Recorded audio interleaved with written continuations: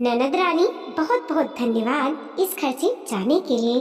सुरभि की शादी थी। सुरभि की बड़ी बहन कविता आ चुकी थी।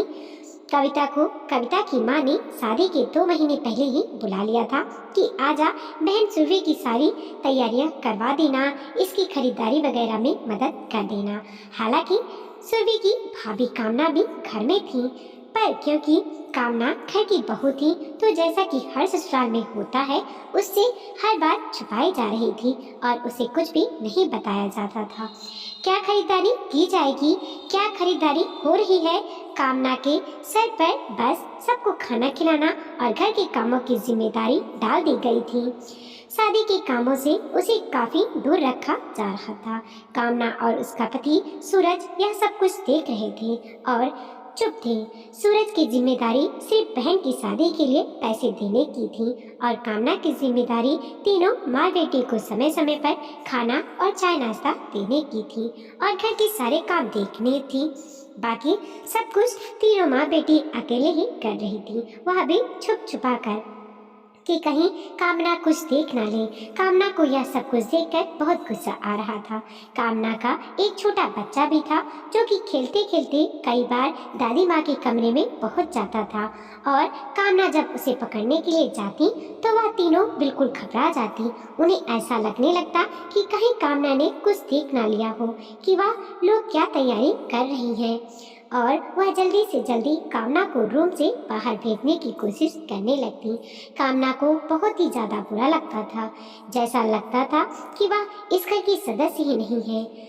लेकिन कामना कर भी क्या सकती थी, तीनों माँ बेटी मिलकर एक हुई रहती थी और कामना को बाहरी बनाकर रखती थी। कामना कभी कभी सूरज से यह बातें बोलती भी थी तो सूरज बोलता था, कोई फायदा नहीं फालतू की बहस करने का, पापा है नहीं, तीनों माँ बेटी का इमोशनल ड्रामा शुरू हो जाएगा और तुम ही बुरी बन जाओगी, इसीलिए चुप रहो। सूरज तो यह सब कुछ कहकर ऑफिस चला जाता था और कामना को दिन भर यह सब कुछ झेलना पड़ता था। सूरज महसूस भी नहीं कर सकता था कि कामना को कैसा लगता होगा। उसे ऐसा लगता था जैसे वह इस घर की नौकर है, सिर्फ घर में झाड़ू पोछा बर्तन खाना यह सब कुछ करना रहता है और मालिक जहाँ बैठकर बातें कर रहे हैं या कुछ कर रहे हैं वहाँ जाना उसका वर्जित है। अपने ही घर में कामना को ऐसा लगने लगा था कि वह बाहरी है और उसकी सास और उसकी दोनों बेटियां इस घर की मालकिन है। लेकिन सूरज का कहना भी सही था, यदि कामना कुछ बोलती तो वह बुरी बनती। एक दिन सुबह सुबह कामना की सास ने सूरज से सुरभि के जेवर खरीदने के लिए 3 लाख रुपए मांगे और कविता भी उस घर की बेटी है और शादी में उसे भी कुछ देना पड़ेगा, तो उसके लिए भी एक जोड़ी जेवर खरीदने के लिए 50,000 अलग से मांगे। सूरज ने बोला, इतनी बड़ी रकम तो मुझे बैंक से निकाल कर लानी पड़ेगी, या एक काम करो, कामना और मेरा ज्वाइंट अकाउंट है, कामना के साथ बैंक चले जाना, वह वहाँ निकाल कर दे देगी। सूरज की माँ को यह बात गवारा नहीं लगी कि उसे अपनी बहू से अपनी बेटी की शादी के लिए पैसे लेने पड़े। उसने बोला, नहीं, पैसे तो तू ही ला कर दे, ऑफिस देर से चले जाना। सूरज ने बोला, माँ मैं दे देता, लेकिन आज ऑफिस में बहुत जरूरी काम है, मेरा जाना बहुत जरूरी है और मुझे वक्त पर ही जाना पड़ेगा। अब एक काम हो सकता है, या तो जेवर की खरीदारी 1-2 दिन के लिए टाल दो या फिर कामना को लेकर बैंक चले जाना। कहकर सूरज ऑफिस के लिए निकल गया। सुरभि की माँ को लगा, देर करने से सोने का रेट बढ़ता ही जाएगा, क्योंकि शादी का सीजन है और सुरभि के सारे जेवर तो लेने ही हैं, तो चलो कोई बात नहीं, कामना को लेकर ही पैसे निकलवा लेते हैं और उधर से ही जेवर ले लेंगे। और कामना की सास यानी कि सुरभि और कविता की माँ ने कामना से पैसे की बात की। कामना को पता था कि ससुर जी नहीं है और ननद की शादी की जिम्मेदारी उसकी और सूरज की ही है और पैसे तो देने ही थे। तो कामना सास के साथ चल दी। कामना की सास, उसकी दोनों ननद और कामना सब बैंक पहुंची। कामना ने 3.5 लाख रुपए निकाल कर सास को दे दिए। सास ने बोला, हम लोग जेवर की खरीदारी कर लेते हैं। कामना भी साथ ही थी, वह भी साथ साथ चल रही थी। सोचा जब साथ आए हैं तो साथ ही घर लौट जाएंगी, लेकिन कामना की सास और ननद को यह बात बर्दाश्त नहीं थी, क्योंकि यदि कामना साथ में रहती तो वह देख लेती कि क्या जेवर खरीदे जा रहे हैं। तो कामना की सास ने बोला, बेटा तू छोटे बच्चे को लेकर कहाँ कहाँ भटकेगी, वह परेशान हो जाएगा, तू घर चली जा। कामना को बहुत ही ज्यादा बुरा लगा। बैंक के पास में ही जेवरों की दुकान थी, फिर भी सासू माँ उसे भगाने पर लगी थी कि कहीं वह उनकी खरीदारी देख ना ले। आंखों में आंसू आ गए थे कामना की और वह चुपचाप ऑटो करके घर आ गई। उसकी सास और ननद भी अपनी खरीदारी की और घर आ गए। उन्होंने कामना को कोई भी जेवर दिखाने जरूरी नहीं समझे और न ही कामना ने कुछ बोला।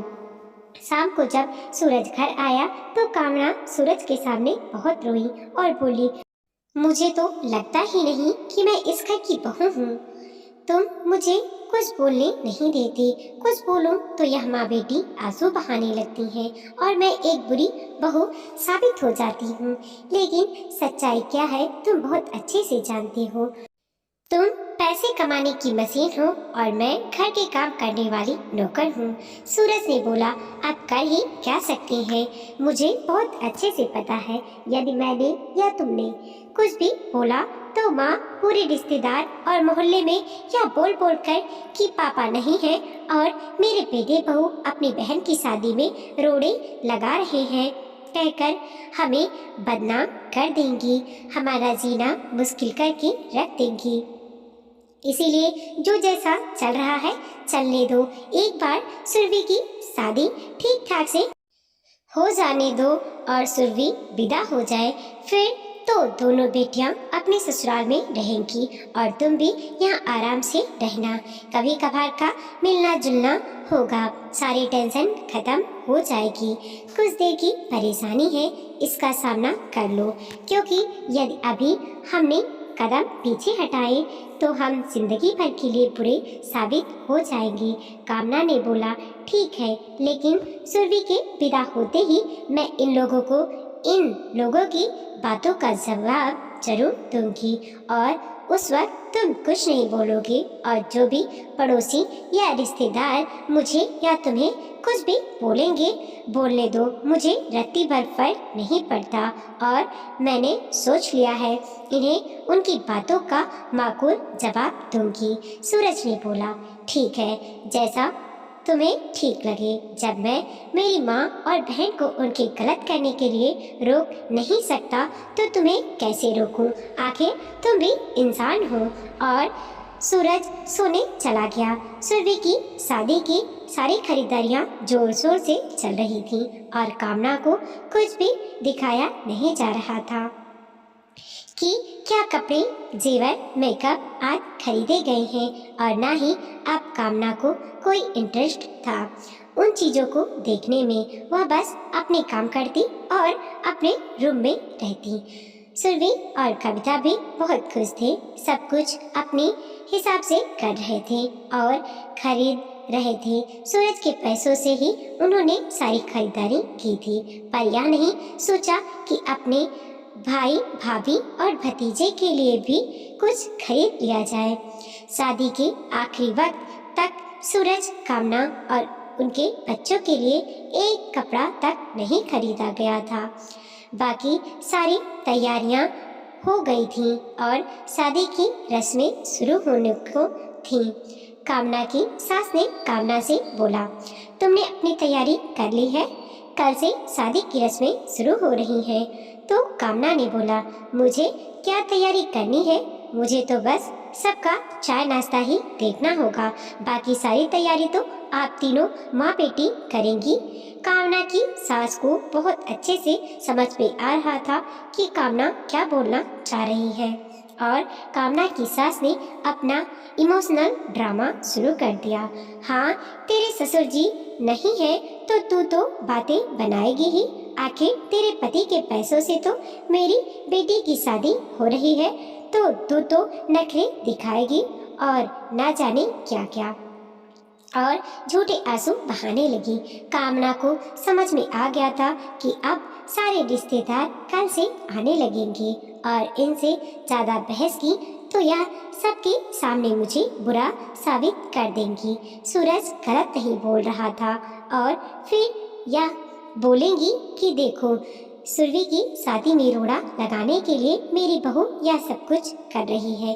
इसीलिए कामना ने सोचा जैसे इतना दिन वैसे कुछ दिन और सही, शादी खत्म होते ही मैं सबको इनकी असलियत दिखाऊंगी और तब तो कोई यह भी नहीं बोल सकता कि मैंने शादी में रोड़ा लगा दिया है, क्योंकि सुरभि विदा हो चुकी रहेगी। कविता और सुरभि भी आकर कामना को उल्टा सीधा बोलने लगी कि क्या भाभी, 2-4 दिनों में तो मैं विदा हो जाऊंगी और आप कलह कर रही हो। मैं तो मेहमान हूँ, कविता दीदी की तो पहले ही शादी हो चुकी है, अब मैं भी चली जाऊंगी। तुम इस घर की इकलौती मालकिन हो, फिर क्यों इतना बवाल मचा रही हो?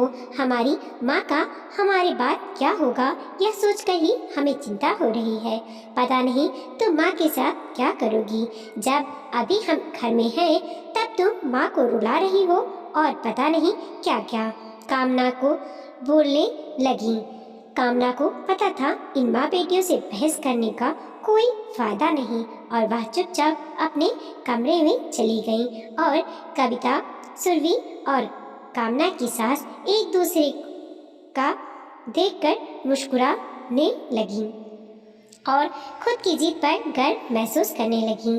और इसी तरह सुरभि की शादी का दिन भी आ गया और सुरभि की शादी भी हो गई। शादी तक कामना ने खुद को बहुत ही कंट्रोल करके रखा हुआ था। गुस्सा तो उसके अंदर बहुत था, पर वह बहुत ही सामान्य व्यवहार कर रही थी और सबके सामने अच्छा बर्ताव कर रही थी, क्योंकि वह नहीं चाहती थी उसके और उसके पति के ऊपर कोई लांछन लगे, क्योंकि उन्होंने अपनी जिंदगी भर की कमाई ननद की शादी में लगा दी थी, जिसका कोई मोल इन माँ बेटी की नजरों में नहीं था। लेकिन कामना ने सोच लिया रखा था कि सुरभि के विदा होते ही वह इन माँ बेटी की असलियत जरूर दिखाएगी। उस वक्त कुछ रिश्तेदार और पड़ोसी तो घर में होंगे ही, लेकिन उसे कोई फर्क नहीं पड़ेगा, जिसे जो बोलना है बोले। कोई यह तो नहीं बोलेगा ना कि मैंने ननद की शादी में रोड़े लगाए। सुरभि विदा हो रही थी और वह कामना के गले मिली। कामना ने सुरभि को गले लगाते हुए उसके कान में बोला, बहुत बहुत धन्यवाद इस घर से जाने के लिए। तुम्हारी भी एक कुंवारी ननद है और तुम्हारे भी ससुर नहीं है।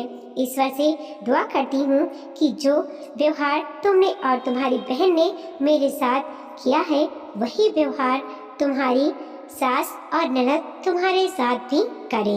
मैं इतने दिनों तक खामोश थी, इसलिए नहीं कि मैं तुम लोगों से डरती थी, बल्कि इसलिए कि मेरे पति ने अपनी जिंदगी भर की जमा पूंजी से अपनी बहन की शादी की तैयारी करवाई थी और मेरे थोड़े से गुस्से से उनकी यह जीवन भर की तपस्या भंग हो जाती और उनके ऊपर एक लांछन लग जाता, जो मैं बिल्कुल नहीं चाहती थी। लेकिन अब तुम विदा हो रही हो और अपने आगे के मायके के रास्ते तुमने खुद ही बंद कर लिए हैं और तुम्हारी कविता दीदी तो अभी कुछ दिन यहीं रहेंगी। उन्हें तो यहीं उनकी बातों का जवाब देकर भेजूंगी। तो माँ बेटियों को क्या लगता है बहू की कोई इज्जत नहीं होती? तुम दोनों बहनों को क्या लगता है जिंदगी भर तुम्हारी माँ ही मायके में बैठी रहेंगी और भाई भाभी की कोई औकात नहीं? अपने गंदे व्यवहार के कारण तुम लोगों ने अपना मायका फोड़ लिया है आप जब तक तुम्हारी माँ है अपने मायके आओ जाओ और अपनी माँ के गले मिलो, लेकिन जिस दिन तुम्हारी माँ नहीं रहेंगी तुम्हारे मायके के लिए सारे दरवाजे बंद हो जाएंगे, क्योंकि मेरे दिल में तुम लोगों के लिए कोई भी जज्बात नहीं है। अपनी माँ से जितने दिन का मायका चलाना है चला लेना, भाई भाभी से कोई उम्मीद मत रखना और इसके लिए तुम लोग खुद जिम्मेदार हो। सुरभि कामना का चेहरा देख रही थी पर वह कुछ भी बोल नहीं पा रही थी। उसने सपने में भी नहीं सोचा था कि वह लोग जो व्यवहार कामना के साथ कर रहे हैं वह कामना को अंदर ही अंदर पत्थर बनाया जा रहा है, क्योंकि कामना तो ऐसी नहीं थी, पर उन लोगों के व्यवहार के कारण कामना पत्थर की हो गई थी और उसके सारे जज्बात खत्म हो चुके थे। सुरभि को तो समझ में आ चुका था कि उन लोगों की गलतियों की वजह से अब उसका मायका तो खत्म हो चुका है और वह विदाई के वक्त और भी जोर से रोने लगी। किसी को समझ में नहीं आया कि अचानक सुरभि इतना जोर से क्यों रोने लगी और फिर भी चुपचाप जाकर गाड़ी में बैठ गई। उसे ऐसा लग रहा था कि आखिरी बार वह अपने मायके को देख रही है, लेकिन कामना को कोई फर्क नहीं पड़ा। सुरभि के विदा हो जाने के बाद कामना की मौसी सास ने बोला, कामना बेटा यह सारा सामान समेट कर रख ले, सब महंगे सामान है, इधर उधर हो जाएंगे, फिर तुम लोगों का बहुत बड़ा नुकसान हो जाएगा। तो कामना ने बोला, अरे मासी चिंता क्यों करती हो, कविता दीदी है ना, वह सब कुछ संभाल लेंगी। वैसे भी मैंने शादी में क्या संभाला है, सब कुछ तो कविता दीदी अकेले ही मैनेज किया है। सुरभि की शादी में मैंने तो कुछ भी नहीं किया, क्योंकि मैं तो घर के रसोई के कामों में ही व्यस्त रहती थी और मेरा दायरा रसोई तक ही सीमित था और कविता दीदी के दायरे में रसोई आता ही नहीं था। इसीलिए सुरभि ने क्या कपड़े और क्या जेवर खरीदे हैं वह भी मैंने शादी के वक्त ही देखे। आराम आराम से कामना ने कविता की पोल पट्टी सबके सामने खोल दी। कविता के पास कामना की बातों का कोई जवाब नहीं था। वह चुपचाप मंडप में से सामान समेटने लगी। कविता की माँ भी चुपचाप यह सब कुछ देख रही थी, क्योंकि वह कोई ड्रामा नहीं कर सकती थी। कामना ने इतने तरीके से बात कही थी। थोड़ी देर के बाद कामना की सास कामना के पास गई और बोली, चलकर कुलदेवी को प्रसाद चढ़ा दे। सुरभि विदा हो गई है, उसके बाद कुलदेवी को प्रसाद चढ़ाया जाता है। तो कामना ने बोला, मैं क्यों चढ़ा दूं, कविता दीदी से चढ़वा लीजिए, आखिर सब कुछ तो उन्होंने अकेले ही संभालना है, मुझे तो कुछ दिखाया नहीं, तो प्रसाद चढ़ाने का काम भी वह अकेले ही कर ले। तो सुरभि की सास ने बोला, अरे कविता कैसे चढ़ा सकती है, या तो घर की बहू ही कर सकती है, तेरे पापा होते तो मैं चढ़ा लेती, लेकिन अब तो तुझे ही चढ़ाना पड़ेगा। कामना ने बोला, पागल समझ रखा है मुझे, इतने दिनों से आप तीनों माँ बेटी क्या कर रहे थे, मुझे दिखाई नहीं पड़ रहा था क्या? शादी की सारी रस्में मैंने और सूरज ने सिर्फ इसलिए निभाई क्योंकि मुझे पता था कि यदि मैंने वहाँ पर कुछ भी बोला तो आप फिर अपने इमोशनल ड्रामा शुरू करके सारे रिश्तेदार और पड़ोसियों में मुझे बदनाम कर देंगी और सूरज की सारी मेहनत पानी में चली जाएगी। सिर्फ इसीलिए मैं चुप थी, पर अब सुरभि की शादी हो चुकी है। अब आपको जिसके सामने जो ड्रामे करने हैं कीजिए, मुझे रत्ती भर फर्क नहीं पड़ता, लेकिन मैं कोई प्रसाद चढ़ाने वाली नहीं। जब सारे काम कविता दीदी से करवाए हैं तो यह भी उन्हीं से करवा लीजिए, आखिर वही तो घर की मालकिन है। कहकर कामना ने अपना रूम अंदर से बंद कर लिया। सूरज रूम की तरफ ही आ रहा था। सूरज की माँ ने सूरज से बोला, देख रहे हो ना तेरी बीवी क्या कह रही है? सूरज ने बोला, मैं कुछ नहीं बोल सकता माँ, जब मैं तुम्हें कविता और सुरभि को कुछ नहीं बोल सका तो मैं कामना को कैसे बोल दूं? जब तुम्हें लगता है जो तुम लोगों ने किया सही था तो कामना भी जो कर रही है वह सही है। ना मैंने उस वक्त कुछ बोला है, ना अब मैं कुछ बोल सकता हूँ, कहकर सूरज भी रूम के अंदर चला गया। कामना की सास को समझ में आ चुका था कि अब कामना उससे डरने वाली नहीं है, क्योंकि अब उसे किसी भी बदनामी का कोई डर नहीं। उसने जाकर अपनी देवरानी से यह बोलकर कि कामना के बच्चे ने पोटी कर दी है और वह उसे साफ कर रही है, तो अब वह प्रसाद नहीं चढ़ा सकती। आपने देवरानी से प्रसाद चढ़वा लिया। अगले दिन तक लगभग सारे मेहमान जा चुके थे। बस कामना की चाची सास के परिवार और कविता और उसके पति थे। कामना की सास ने सूरज से बोला, आज सुरभि के पगफेरे की रस्म है, जाकर उसे ले आ। सूरज कुछ बोलता उसके पहले ही कामना ने बोला, सूरज क्यों लेकर आएंगे? सूरज ने क्या जिम्मेदारी निभाई है? सब कुछ तो कविता दीदी ने अकेले किया है मालकिन बनकर, तो अब सुरभि के पगफेरों की रस्म भी कविता दीदी करवाएंगी। सूरज बिल्कुल नहीं जाएंगे, कहकर लगभग खींचते हुए कामना सूरज को रूम में ले गई। चाची सास को बिल्कुल भी समझ नहीं आ रहा था कि कामना ऐसा व्यवहार क्यों कर रही है, क्योंकि वह कामना से पहले भी मिल चुकी थी। वह बहुत सुलझी हुई सब महिला थी, लेकिन कविता और कविता की माँ को सब कुछ समझ में आ रहा था। कविता और उसकी माँ चुपचाप खड़े थे। अब वह ड्रामा भी किसके सामने करती? कोई ड्रामा देखने के लिए वहाँ पर बचा ही नहीं था, क्योंकि कामना की चाची सास भी बहुत सुलझी हुई महिला थी और बहुत अच्छे से अपनी जिठानी को जानती थी। कविता का पति यह बोलते हुए चला गया, तुम अपने मायके के बछड़ों को खुद ही संभालो और जब दिल करे खुद ही आ जाना। कामना की चाची सास कामना के रूम में गई और पूछा, क्या हो गया है? तो सूरज ने सारी बात अपनी चाची को बताई और सूरज की आंखों से लगभग आंसू आ गए थे। जो पराया व्यवहार इन माँ बेटियों ने सूरज और कामना के साथ किया था, चाची ने बोला, मुझे तो पहले से ही पता था कि मेरी जेठानी के क्या लक्षण हैं और अपनी बेटियों को भी अपने जैसा बना दिया। खैर, अब पगफेरे की रस्म को तो करनी ही पड़ेगी। तुम दोनों ने जो बातें बताई, तुम लोगों से जबरदस्ती भी नहीं कर सकती। कोई बात नहीं, मैं बिट्टू को भेज देती हूँ। सुरभि को लाने के लिए बिट्टू सूरज का छोटा चचेरा भाई था और चाची ने अपने बेटे बिट्टू को सुरभि को लाने के लिए भेज दिया। कविता ने अपनी माँ से बोला, मैं भी अपने ससुराल जा रही हूँ, मेरे पति गुस्से में यहाँ से निकल गए हैं। कविता की माँ उसे रोकना चाह रही थी और कविता को पता था अभी यहाँ रुकने से सिवाय बेइज्जती के उसे कुछ नहीं मिलेगा और वह अपना सामान पैक करने लगी। जब कविता जा रही थी तो सूरज हाल में ही बैठा था। कविता ने बोला, अच्छा सूरज भाई, मैं चलती हूँ। सूरज से बस आँख उठाकर कविता की ओर देखा और कोई रिस्पॉन्स नहीं दिया। कविता को समझ में आ चुका था कि रिश्तों में दरार आ गई है, पर वह क्या कर सकती थी? इन सब की जिम्मेदार वह खुद थी।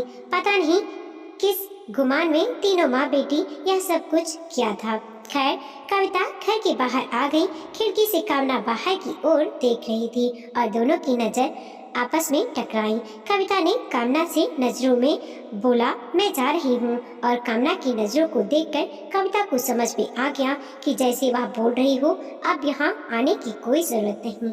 जबकि पहले कभी कविता आई थी तो कामना ने कभी खाली हाथ नहीं जाने दिया था। आज पहली बार ऐसा हो रहा था कि कामना उस गुड बाय बोलने बाहर नहीं आई थी और वह इसकी शिकायत किससे कर दी? आखिर खुद का व्यवहार भी तो उसे पता था कि उसने इन 2 महीनों में क्या किया है। और कविता चली गई। उधर बिट्टू सुरभि को लेकर पगफेरे के लिए आ गया, लेकिन कामना अपने रूम से बाहर भी नहीं निकली। सभी को पहले से ही पता था कि कामना अब उसकी कोई भी खातिरदारी नहीं करने वाली। कामना की चाची सास ने सुरभि का स्वागत किया और जो की रस्म करनी थी सुरभि की चाची ने की। कामना और सूरज रूम से बाहर भी नहीं निकले। सूरज तो एक बार को सुरभि से मिलने जाने भी चाहता था, पर कामना का गुस्सा देखकर उसकी हिम्मत नहीं हुई, क्योंकि 1-2 महीनों में कामना के साथ क्या हुआ है, किस दर्द से वह गुजरी है, या उसने हर रात देखा था। सुरभि और सुरभि की माँ खामोश थी। उन्होंने सोचा ही नहीं था उसके किए का इतना बड़ा इल्जाम होगा। वह तो यह सोच रहे थे कि जैसा आज तक सब कुछ ठीक हो रहा है, आगे भी ठीक होता रहेगा। सुरभि की चाची ने सुरभि से बोला, देखा सुरभि, तेरी माँ बहुत तेज औरत है। मैं उसे बहुत अच्छे से जानती हूँ क्योंकि मेरी जेठानी है, और अब उसने अपने जैसा ही अपनी दोनों बेटियों को बना दिया है। तेरी भाभी बहुत अच्छी है, तुझे भी पता है, उसने हमेशा तुम लोगों का किया है। नहीं तो आज के ज़माने में कोई भाई भाभी अपने जीवन की जमा पूंजी बहन की शादी में लगा दे, या कोई करता नहीं है। लेकिन इसके बाद भी तुम लोगों ने अपने भाभी की कोई कद्र नहीं की। क्या तुम्हारी माँ जीवन भर तुम्हारे मायके में बैठी रहेंगी? नहीं ना, आगे का मायका भाई भाभी से ही चलेगा। एक काम कर, अभी तो वह बहुत गुस्से में है, कुछ दिन रुक जा, लेकिन उसके बाद अपने भाभी को मना लेना, वह बहुत अच्छी है, जरूर मान जाएगी। सुरभि ने बोला, हाँ चाची, बिल्कुल, मुझे मेरा मायका वापस चाहिए। कुछ दिनों के बाद कामना से सुरभि ने माफ़ी मांगी, लेकिन कामना ने माफ़ नहीं किया। वीडियो को लाइक कीजिए, कमेंट कीजिए और अपने दोस्तों के साथ जरूर शेयर कीजिए। चैनल पर नए हैं, प्लीज़ सब्सक्राइब कीजिए।